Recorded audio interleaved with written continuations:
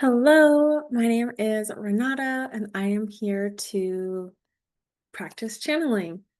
So, I was just in kind of a ceremony and a tuning, choosing some practice cards that I've been working with all year in my channeling class, and I drew Konohanasakuya-Hime to channel. So, this is a Japanese goddess that is, I believe, associated with Mount Fuji. And I was just doing some, like a little bit of reading and research because I'm really not familiar with this goddess.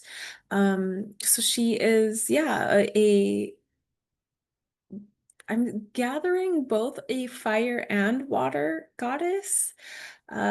So she has the ability to really, it seems, transmute fire with the fire of Mount Fuji, the fire um, element with water. Very, I'm gathering important goddess in Japanese creation stories. Yeah, so we'll just see what comes through really in the space and service of true divine love.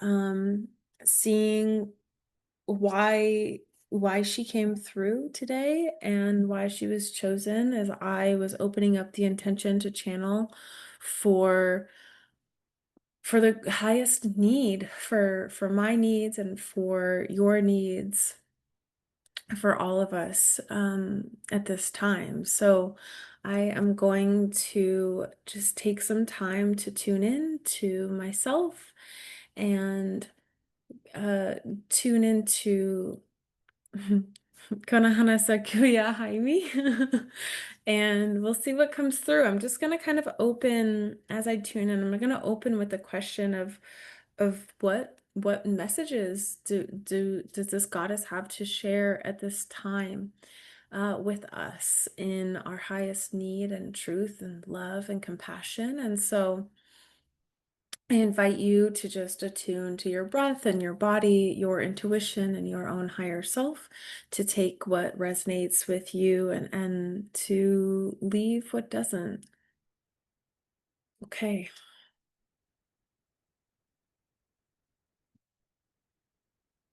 I'm getting this texture of a flower petal of her cherry blossom.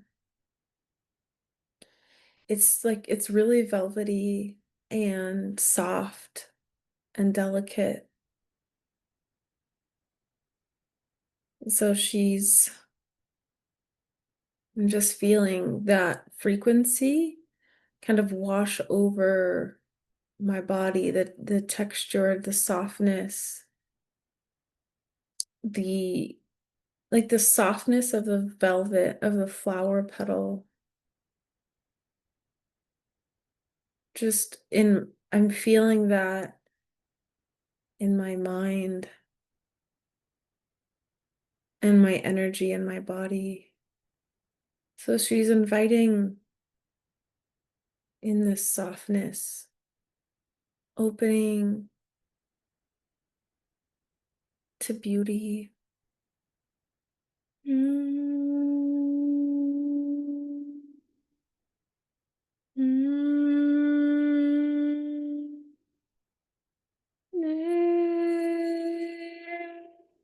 Hey. Hey.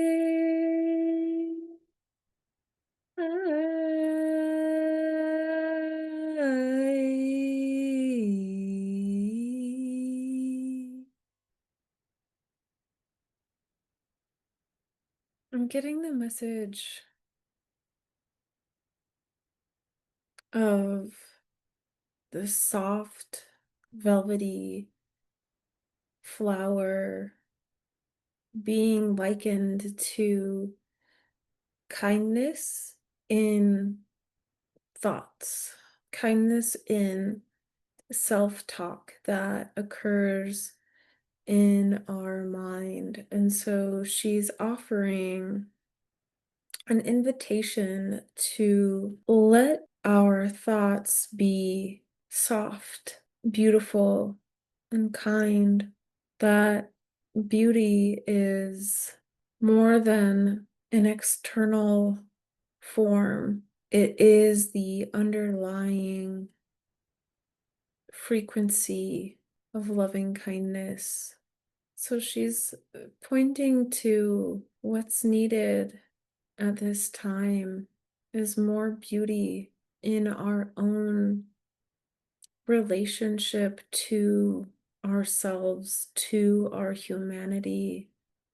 She says there's much ugliness in the human perspective, in the human mind, in the human programming at this time. And she's not judging that. She's simply offering an invitation to bring beauty to the mind via kindness and grace. I'm seeing kind of like cherry blossoms floating on the wind. They're delicate and beautiful. And she reminds us that we are delicate and beautiful, and that thoughts of judgment for ourselves, of ourselves, are heavy. I'm seeing rock and stone and the trunk of the tree and the roots as being heavy. And she's saying heaviness is not a bad thing. There is also beauty in being grounded, close to earth, rooted, but that these roots take hold via nurturing, love, will, compassion, grace. She invites the opportunity to find balance and harmony in the ecosystem of our mind and our thoughts and our perspectives.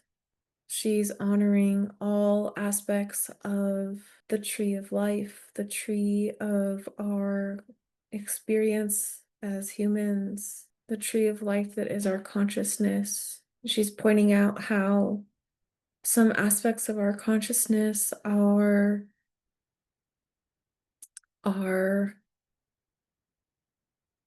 blooming in the sun, and some aspects of our consciousness are rooted deep in the darkness of Mother Earth.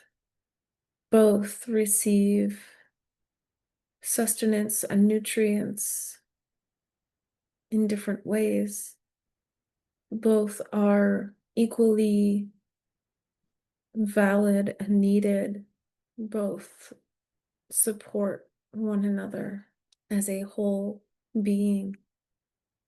She's reminding us of the wholeness of our experience, of the beauty, both in the delicate, soft expression of a flower and the sturdy, deep, strong expression of the roots. She says you may worship one expression or frequency over the others. She says there's nothing wrong with having preference as long as the preference is held openly without attachment, and that appreciating even that which you do not prefer allows for the experience of understanding and of deepening the beauty of the expression of that which you do prefer. So she's showing me how deepening appreciation for the unwanted, maybe even that which is despised or hated, that which is uncomfortable, appreciating those aspects, those facets of consciousness, of creation, actually deepens the opportunity and mm, the likelihood of the abundance of that which is preferred. Appreciating that which is not preferred is like nurturing the roots in the darkness, which yield m- more of what is appreciated in the beauty, in the flowering, in the light, in the preferred.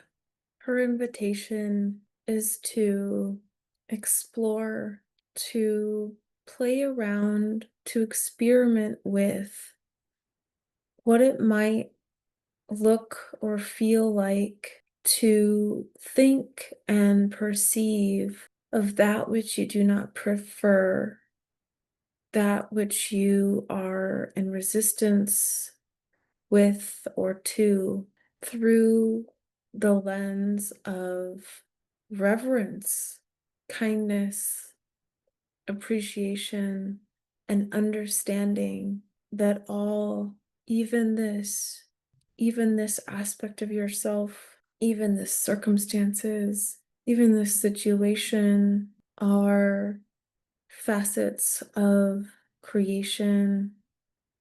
And by seeing it as such, it is allowed to be nurtured, and in the nurturing, transmuted into even more blossoms, even more fruit, even more of what is wanted, what is preferred.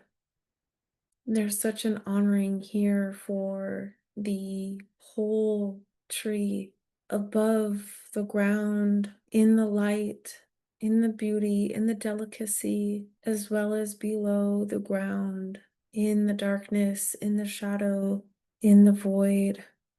All is one, all is within divine creation, divine union as the whole. You are whole. You are the whole tree. You are all aspects, and all are worthy. All are revered for being a part of creation. Can you honor yourself more deeply in the places, in the parts of yourself where you'd rather not look, or you'd rather not appreciate or respect? Can you bring the softness, the velvety touch of kindness to yourself, to your fears, to your judgments, to your criticisms, not for the sake of achieving something, but for the sake of honoring all of you as a divine aspect of creation? She's showing so much love and reverence for humanity and for the frequencies that are often associated with heavy density, with fear and anger and guilt and frustration and shame and blame and victimhood. She is just honoring all of that. Wow.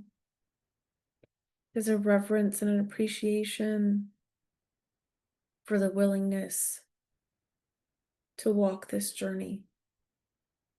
And she's reminding us of our ability to alchemize anything we want to through loving kindness, through love, for the sake of love.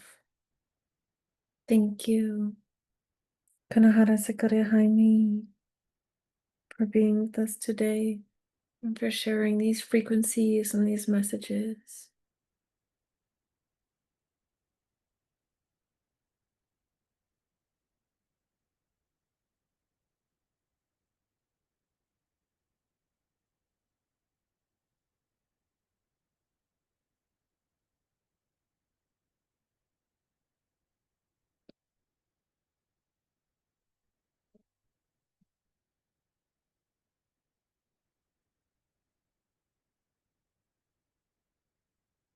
It's really beautiful. Thank you for watching. My wish is that these frequencies are felt and received by you and hopefully help you on your journey. Thank you for watching and witnessing me and my journey and sharing alongside me. I love you.